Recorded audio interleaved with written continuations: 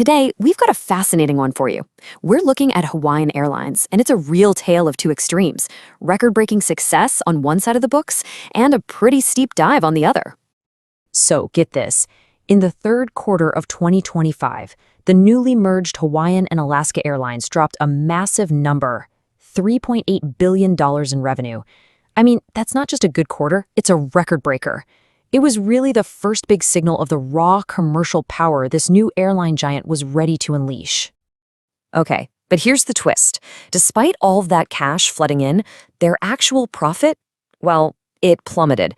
I mean, just look at the difference here. We're talking about a profit of $236 million a year ago, which then absolutely cratered to just $73 million this year. That is a staggering drop no matter how you slice it. So this obviously raises a massive question, right? How on earth can an airline bring in record-breaking cash, yet watch its profits practically disappear into thin air? Well, that's the mystery we're going to unpack right here, right now. All right, let's dive into this. First up, we've got to understand why those revenues were so incredibly high. And the answer, you'll see, lies almost entirely in the sheer power of the merger itself. Yeah, the merger was the primary driver here. It just flat out created a much larger, much more powerful airline network. And listen, this wasn't some small bump. We are talking about a 23% jump in operating revenue compared to the exact same time last year. That's huge.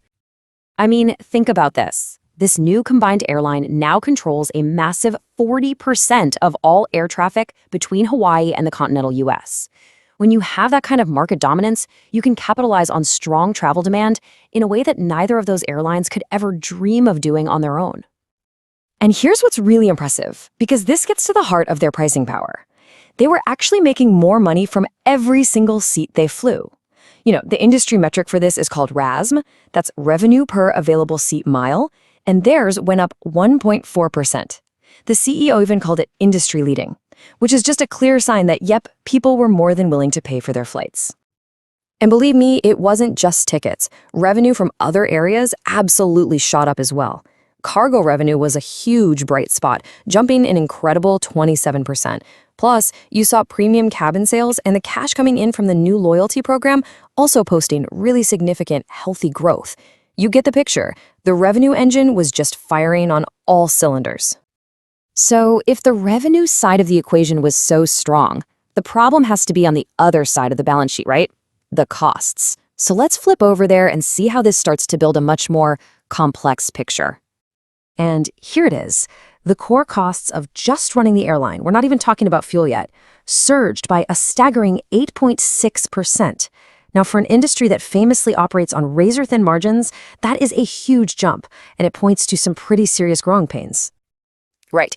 This is measured by a metric called CASM-ex. The easiest way to think of it is like the price tag for flying one single seat for one single mile. So seeing that price tag jump 8.6%, whoa, that's a major red flag for investors, and it points directly to some pretty gnarly operational headaches. So where did all these costs come from? Well, you can boil it down to three main culprits. First, a massive IT failure that literally grounded the entire fleet for hours. Ouch. Second, just relentless, terrible weather disruptions. And third, the simple, unavoidable, and very expensive reality of smashing two giant companies together.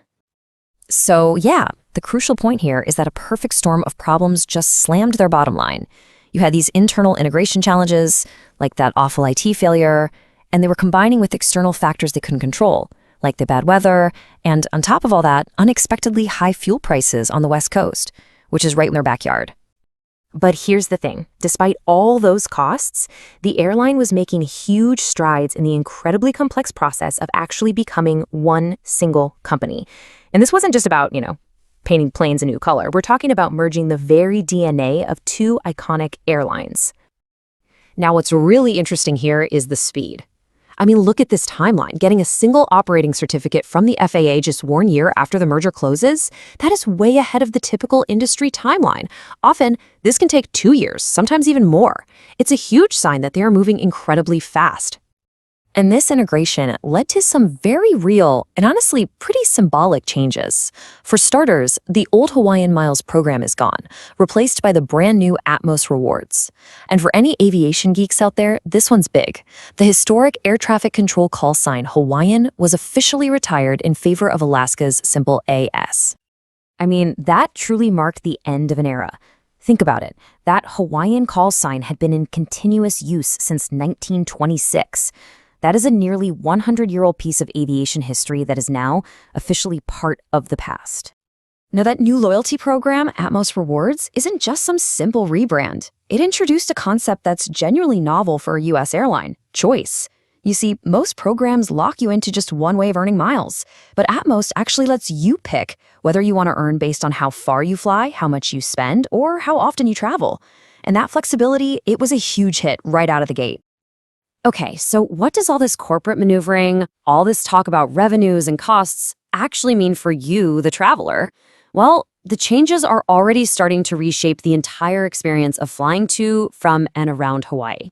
First off, you're seeing the airline make some big strategic shifts to its network. So they're cutting some of the underperforming routes, think Honolulu to Boston or Seoul, but then they're taking those very same planes and crews and using them to boost service on high-demand Pacific routes to places like Sydney and LA. They're even launching brand new international flights from their big Seattle hub. And there is definitely more coming.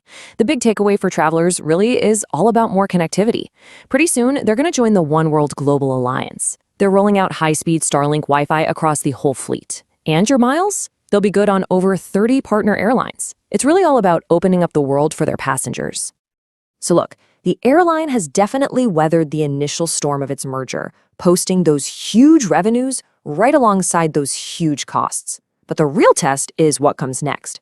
The big question we're all left with is this: will all of this short-term financial pain actually lead to long-term gain? Can this new airline really navigate the turbulence and become the true Pacific powerhouse it's aiming to be? We'll have to wait and see.